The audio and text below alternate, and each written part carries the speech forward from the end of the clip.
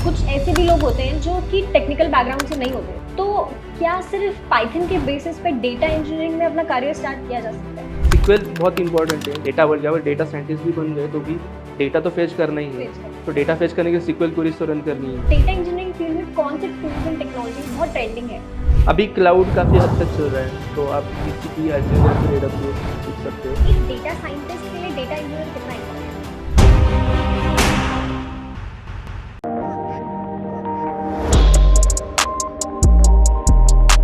Hello Omkar, कैसे हैं आप? मैं अच्छा हूँ, आप कैसे हो? बस बढ़िया। First of all thank you very much लोनोमे थैंक यू। टेक्नोलॉजीज में आने के लिए। एंड आपको एक्चुअली 9 years का एक्सपीरियंस है डेटा साइंस डेटा इंजीनियरिंग से रिलेटेड, तो हमारी ऑडियंस को ऑफ कोर्स बहुत कुछ जानने का मौका मिलेगा आपसे। ऐसा ही मैंने सोचा है इसी हिसाब से मैंने क्वेश्चंस प्रिपेयर किए। So let's start. सो पहले पहले तो आप खुद को इंट्रोड्यूस करवा दीजिए हमारी ऑडियंस से कि हु आर यू, आपका बैकग्राउंड क्या है। तो ओके, सो मैं ओमकार पावटेकर हूँ। मैं मेरा born and brought up Pune में ही हूँ। पूरा पूरा इंजीनियरिंग तक पूरा मतलब बचपन से हर एक चीज़ मेरा पुणे में ही हुआ है। ओके तो मेरा इंजीनियरिंग मैंने इलेक्ट्रॉनिक्स एंड टेलीकम्युनिकेशन बैकग्राउंड में किया था। Okay okay. उसके बाद में मैंने आईटी इंडस्ट्री में अपना करियर स्टार्ट किया as a data warehousing engineer. और मुझे टोटल 9 years ऑफ एक्सपीरियंस है और मेजरली इनटू डेटा इंजीनियरिंग, और सब थोड़ा थोड़ा सा पार्ट जो है वो डेटा साइंटिस्ट में भी है। ओके। तो complete 9 years majorly data engineering का पार्ट ही है मेरे इसमें। तो तो अभी तक आप कितनी कंपनीज में काम कर चुके हैं और अभी प्रेजेंटली कौन सी कंपनी में काम कर रहे हैं? मेरे टोटल 4 कंपनीज हो चुके हैं और अभी मैं बार्कलेज में काम कर रहा हूँ। बार्कलेज। हाँ। Okay okay okay. थोड़ा सा एक बताइए कि एक डेटा इंजीनियरिंग करता क्या है, उसका day to day work life कैसा होता है, उसका डेली रूटीन क्या होता है, वो थोड़ा सा बताइए क्या? डेटा इंजीनियरिंग का मेन वर्क होता है कि जैसे एक सोर्स डेटा है, कुछ भी होता है, मतलब आप जैसे फाइनेंस डोमेन है या फिर कोई मेरे पिछले में मीडिया एनालिटिक्स का डोमेन भी था। तो राइट। काफ़ी हद तक सोर्स डेटा जो आता है जो रॉ होता है, और आइदर वो डेटाबेस में होता है या फिर वो फ्लैट फाइल्स में आती है या फिर different different types of sources में आता है। अच्छा। तो वहाँ से हमें उस डेटा को फेच करना होता है, उसको क्लीन करना होता है, हम्म, उसको ट्रांसफ़ॉर्म करना होता है सही हिसाब से, जो मतलब बिज़नेस रिक्वायरमेंट जो होती है, बिज़नेस यूज़र्स ने कुछ ना कुछ एक रिक्वायरमेंट दी होती है, उस हिसाब से उस डेटा को ट्रांसफ़ॉर्म करना होता है, उसको सही से मैनेज करना होता है। और बाद में फिर उसको कुछ लुकअप्स लगाने होते हैं। लेट्स अच्छा। से मतलब आपके पास 2-3 वैल्यूज़ हैं, उसके हिसाब से बिज़नेस इनसाइड यूज़र्स के हिसाब से उसको अलग कैटेगरी में डालना होता है उस डेटा को, तो वो कैटेगरी असाइन करनी पड़ती है। तो वो काइंड ऑफ लुकअप काम होता है, वो पूरा करके जैसे कोई डेट फॉर्मेट होता है, डेट फॉर्मेट को चेंज करना पड़ता है, या फिर किसी डेटा में बहुत ही मतलब गार्बेज होता है या फिर क्लीन करना पड़ता है डेटा, वो सारी चीज़ें करके फाइनली डेटा लाके उसको एक टारगेट डेटा सोर्स में डालना होता है। वो भी ओके। अलग-अलग टाइप के डेटा सोर्सेज़ हो सकते हैं, जैसे क्लाउड में S3 में डाल दिया हो, या फिर कोई रेडशिफ्ट होता है या फिर स्नोफ्लेक होता है, HDFS होता है, HDFS के ऊपर हाई का डेटाबेस बनता है। राइट। ये सारे अलग-अलग डेटाबेस में वो स्टोर होता है, जो डेटा बाद में अल्टीमेटली बिज़नेस यूज़र्स या फिर डेटा एनालिस्ट या फिर डेटा साइंटिस्ट उनके हिसाब से वो यूज़ करते हैं। तो बिज़नेस यूज़र उनको इनसाइट्स, डेटा एनालिस्ट और बिज़नेस यूज़र बेसिकली उनके बिज़नेस इनसाइट्स को जनरेट करने के लिए यूज़ होता है। डेटा एनालिस्ट उनके एल्गोरिदम्स ट्रेन करना है, फिर वो एल्गोरिदम बाद में प्रोडक्शनाइज़ होता है। ये ओके। सारी चीज़ें होती है।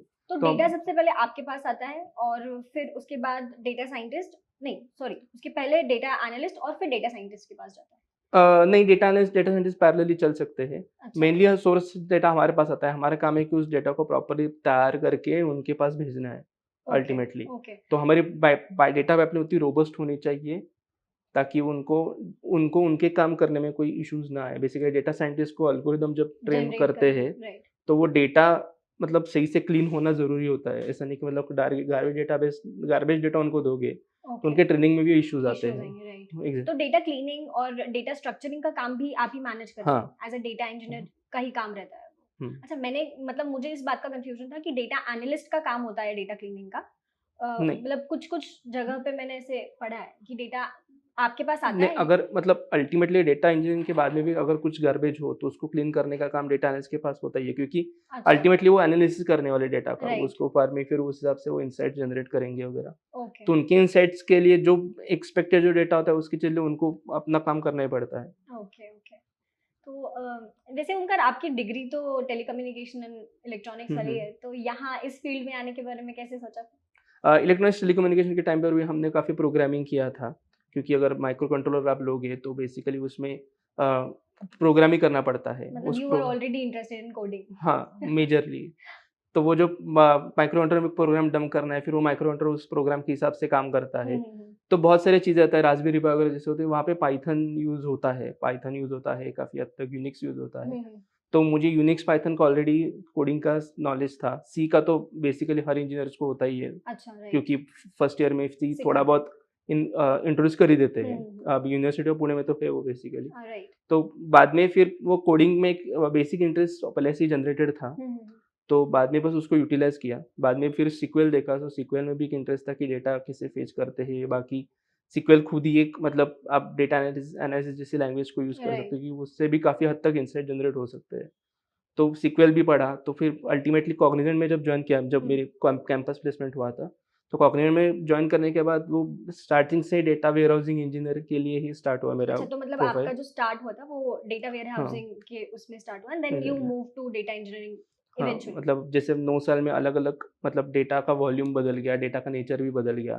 तो मतलब आप डेटा रिलेटेड स्टफ में ही खेल रहे हैं हाँ, तब से 9 इयर्स से, पूरा डेटा में ही था मेरा 9 इयर्स। और अब तो डेटा में लाइक आगे फ्यूचर बहुत ही ब्राइट है। हाँ। अच्छा, एक चीज़ जो मैं जानना चाहूँगी, लाइक कुछ ऐसे भी लोग होते हैं जो कि टेक्निकल बैकग्राउंड से नहीं होते, they switch into like technical in the sense उनका बैकग्राउंड होता है लेकिन उनको बहुत ज़्यादा कोडिंग नहीं आती। हुँ। तो क्या सिर्फ पाइथन के बेसिस पे डेटा इंजीनियरिंग में अपना करियर स्टार्ट किया जा सकता है? नहीं, पाइथन के साथ काफ़ी ह में मेन में कोई डेटा इंजीनियरिंग में अगर आना चाहता है, तो बेसिकली उसको 2 चीज़ें सीखनी ज़रूरी है। हुँ, हुँ। तो 3 चीज़ें सीखना ज़रूरी है। एक तो कोई बेसिक प्रोग्रामिंग लैंग्वेज सीखो, जैसे पाइथन सीखना है, राइट। पाइथन सीख लो। हुँ, हुँ। सीक्वल मस्ट है, मतलब आप हाँ। कुछ भी ले लो, मतलब एचडीएफएस भी ले लोगे तो उसके ऊपर hive as a database mount होता है, फिर हाइव को भी सीक्वल क्वेरीज़ के हिसाब से जनरेट होता है। स्नोफ्लेक यूज़ करोगे, स्नोफ्लेक में भी सीक्वल ही चलती है।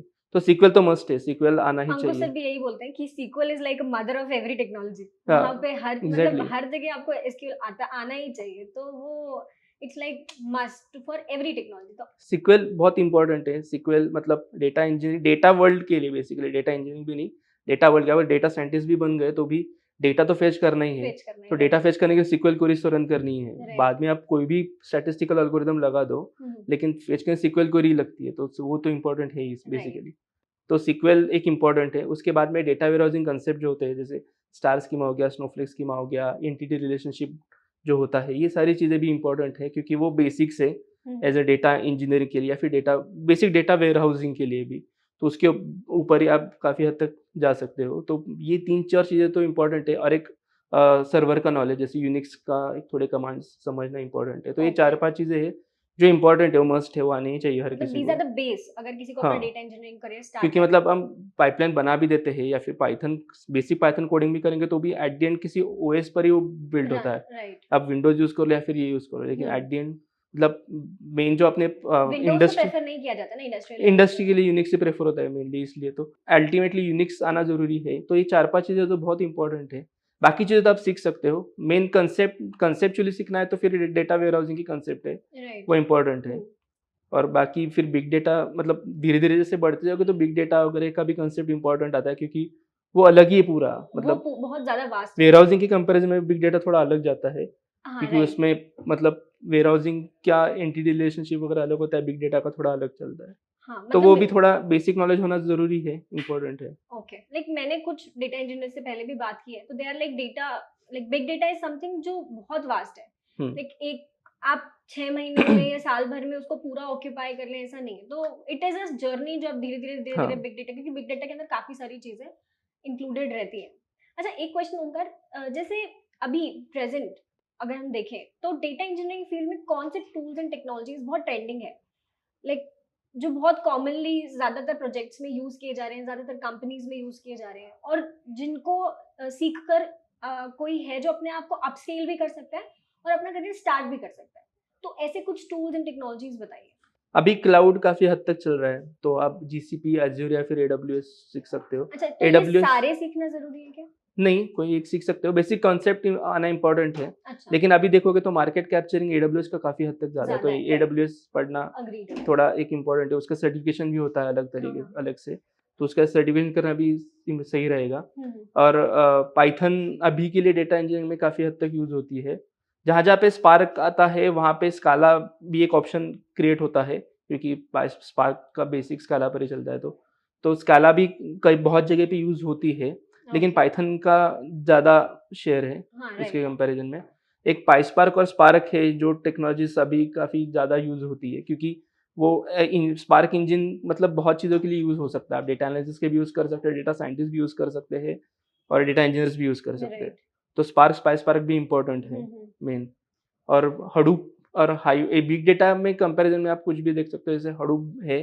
हडूप अभी काफ़ी हद तक यूज़ होता है, कुछ कुछ जगह पे स्नोफ्लेक वगैरह भी यूज़ होता है, लेकिन हडूप का रीच काफ़ी ज़्यादा है। So which is better to learn and easy to learn, अगर आप वैसे देखें उस सिनेरियो से देखें तो ईज़ी तो हर चीज़ है लर्न करने के लिए, बस मतलब सर पढ़ना ज़रूरी वो है। वो हाँ। सबके लिए अवेलेबल नहीं होता सर, मतलब सबके लिए एक जैसी नहीं रहती है वो चीज़, लेकिन फिर भी अगर आप एज अ फ्रेशर अगर कोई है तो उसके लिए क्या ज़्यादा बेटर होगा सीखना?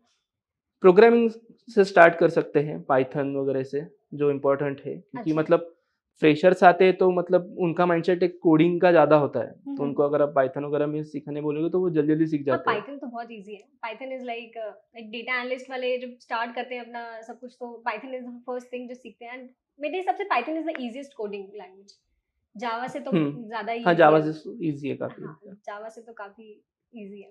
अच्छा, my next question will be Omkar, data pipeline जो हम डेटा पाइपलाइन सुनते हैं, अगर हम उसको ब्रेक करना चाहें अलग-अलग प्रोसेसेस में, हुँ, तो हुँ। किन प्रोसेसेस में हम उनको ब्रेक कर सकते हैं? थोड़ा-सा मतलब जो लोग एस्पायर कर रहे हैं डेटा इंजीनियरिंग में जाने के लिए, तो उनके लिए थोड़ा-सा बताएँ कि डेटा पाइपलाइन होती क्या है?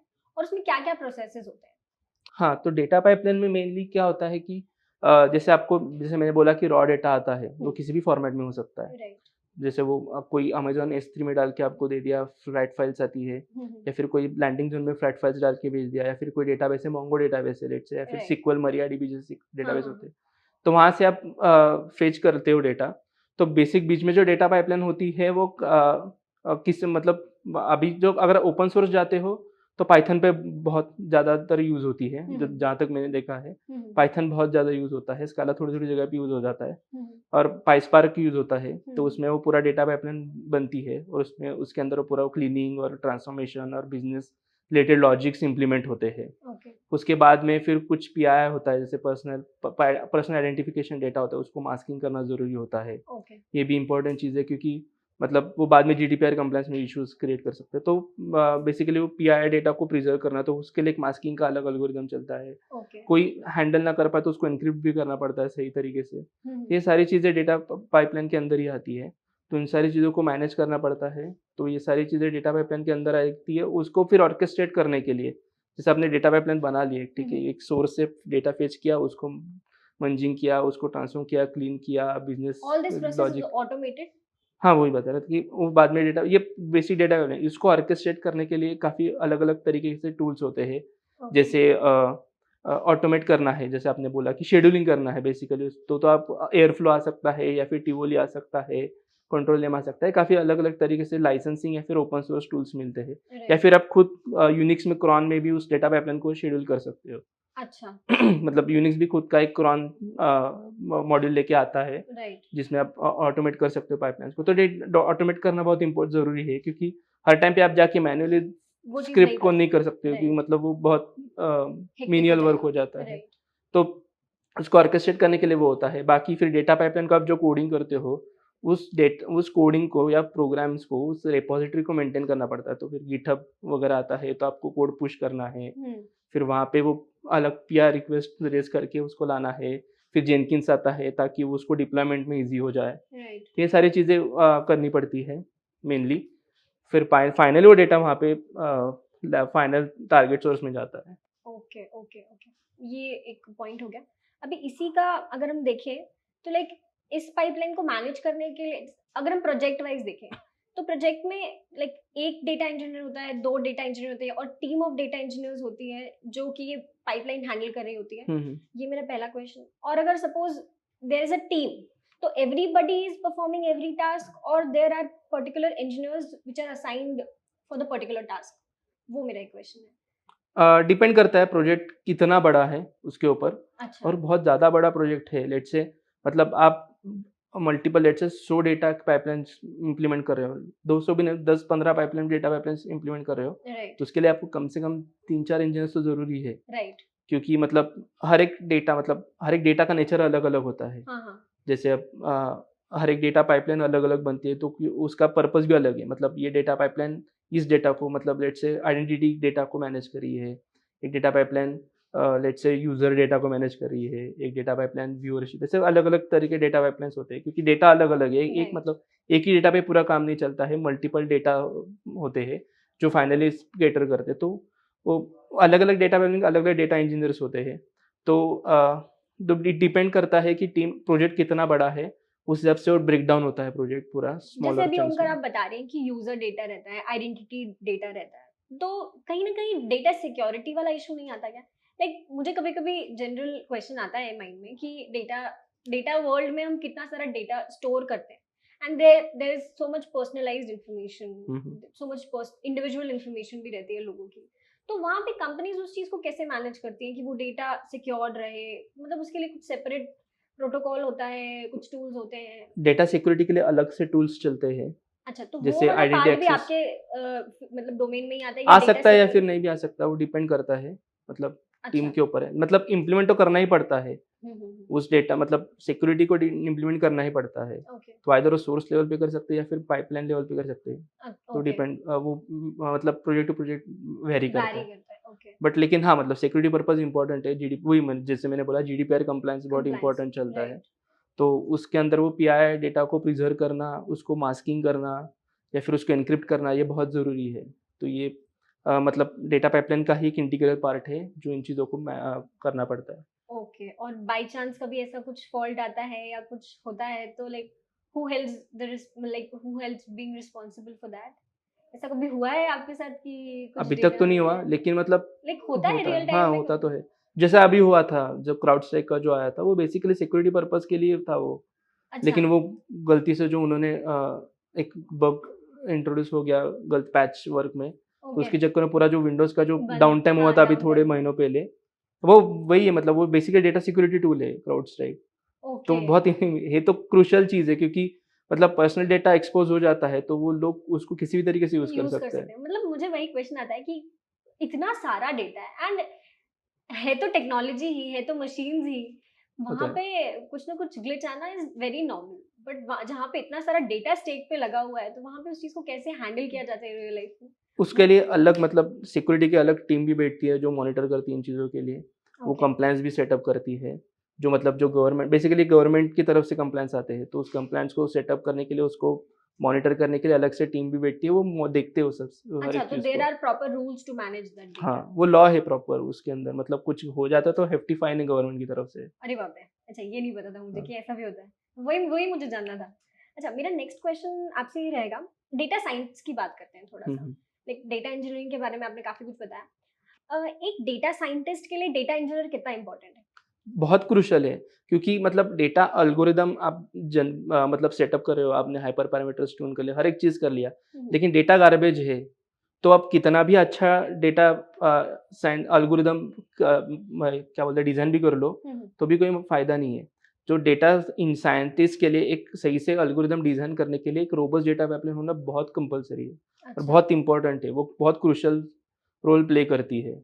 मतलब हम भी अभी डेटा साइंटिस्ट और डेटा इंजीनियर हम भी हैंड इन हैंड काम करते हैं ना मेनली, क्योंकि हमारा एक सोर्स का टारगेट फाइनली डेटा साइंटिस्ट भी है। राइट। तो डेटा साइंटिस्ट मतलब रिक्वायरमेंट के हिसाब से वो पूछते हैं कि इसका डेटा अवेलेबल नहीं हुआ है या फिर इसमें थोड़े इश्यूज़ है, तो इसको अपडेट करना है या फिर चेंज करना है, ये सारे वहाँ से भी आते हैं। तो ये बहुत इंपॉर्टेंट है, क्योंकि मतलब आप डेटा क्लीन करो, डेटा सही से मैनेज करो, ये सारी चीज़ें करके अगर डेटा साइंटिस्ट को एक डेटा देते हो, एक क्लीन प्रॉपर एक रिलायबल बेसिक वो ये रिलायबिलिटी कितनी अच्छी डेटा की। राइट, जितना ज़्यादा रिलायबल है, उतना ज़्यादा एल्गोरिदम सही से परफ़ॉर्म करेगा, उतना ज़्यादा सही से उससे इनसाइट जनरेट होंगे। इनसाइट जनरेट तो मेन वही है कि डेटा साइंस एल्गोरिदम के लिए डेटा पाइपलाइन बहुत क्रूशियल है, वो मेन है, मतलब तो मतलब डेटा इंजीनियर वहाँ पे बैकबोन जैसा काम करता है बैकबोन वो। जैसा काम करता है। राइट।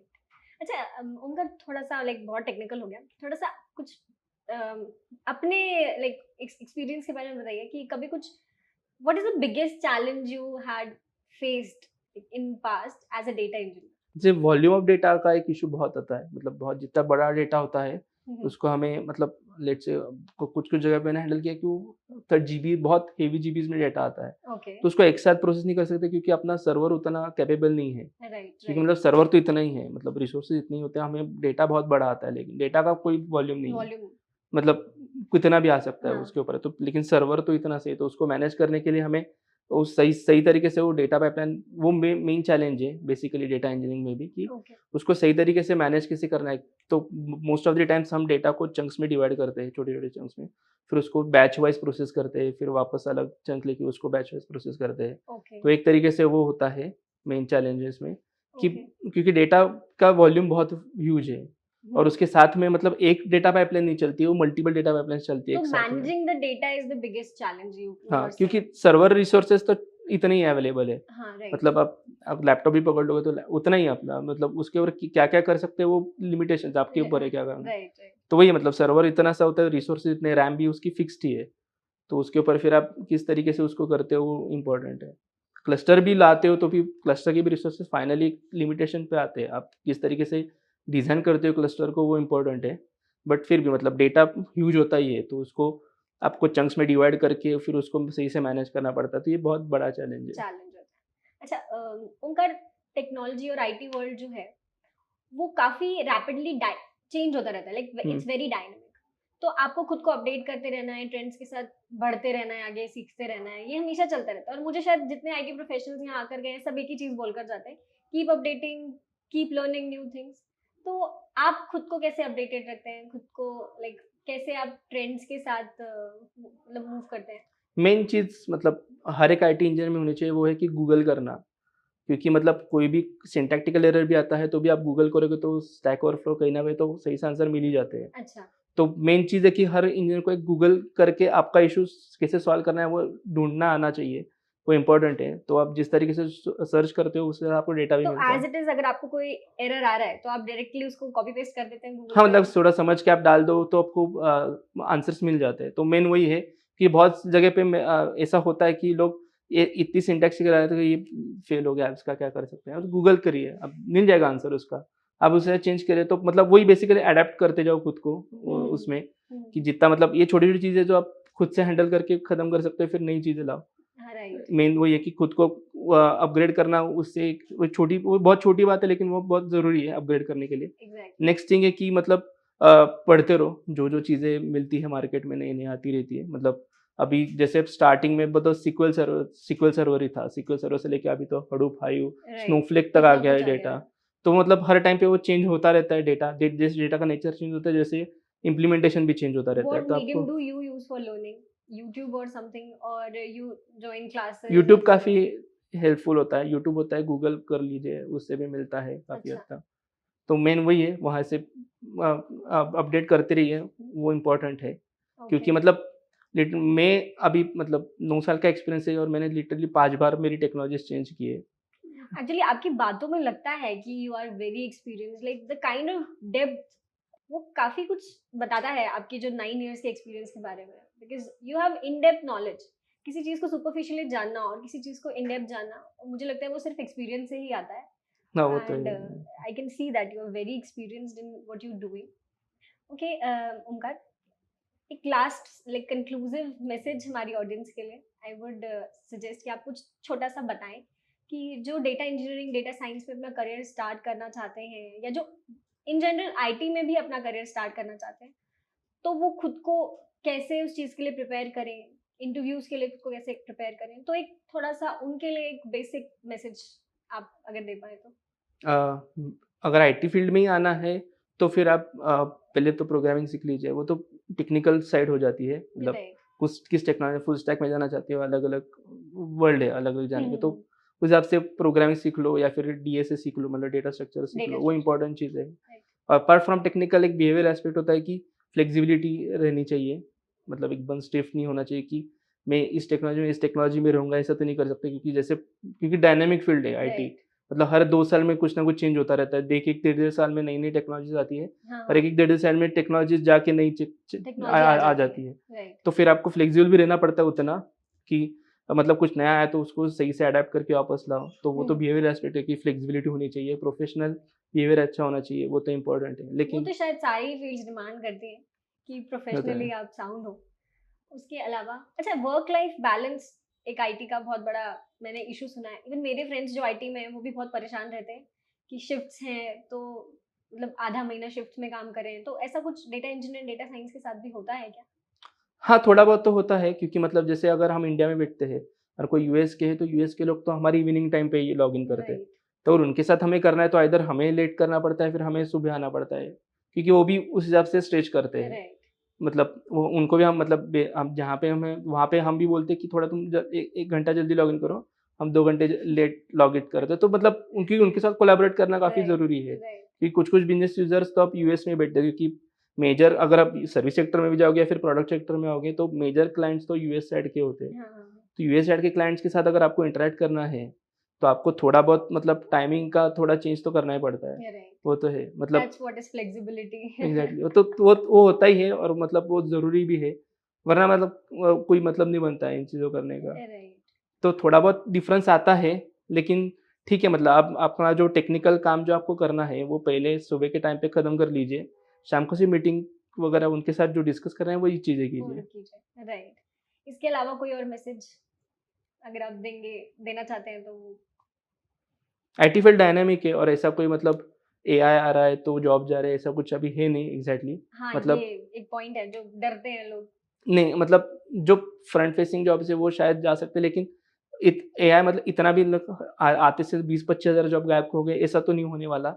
एआई एक अच्छी टेक्नोलॉजी, उसको भी आप पढ़िए, इम्प्लीमेंट सीखिए, कीजिए। इम्प्लीमेंट कीजिए और बाकी मतलब आईटी फील्ड काफ़ी अच्छी डायनामिक है और उसको आना चाहिए हर किसी ने, तो वो एट लीस्ट मतलब आपको रियल लाइफ में भी एक्सपीरियंस में भी हेल्पफुल करता है राइट, और मेनली क्या बोलते हैं कि एक फ्लेक्सिबिलिटी या फिर एक डायनामिक पर्सनैलिटी डेवलप होने में डेवलप ईज़ी होने में होता है। हेल्प करता है। ओके, ओमकार, वी या had a great discussion. I really enjoyed because मुझे काफ़ी कुछ सीखने मिला खुद से। मैंने बहुत सारे डेटा इंजीनियर्स के साथ पहले भी बात की है और हर एक आईटी प्रोफेशनल से कुछ नया सीखने मिलता है और आई कैन लिटरली सी, मैंने पहले भी बोला कि आपका एक्सपीरियंस बोलता है। I can see that you are like really knowledgeable into the field you're working. So I really enjoyed and hopefully हमारी ऑडियंस को भी बहुत पसंद आया, बहुत उनको काफ़ी कुछ सीखने मिला and thanks thank you. At last. Learnmate technologies ऐसे ही आईटी प्रोफेशनल्स को चाहता है जो कि आके अपना एक्सपीरियंस शेयर कर पाए। So thank you very much, have a very good day and अगर हुआ तो we'll have more discussions like this. Yeah sure. Thank you very much. Thank you.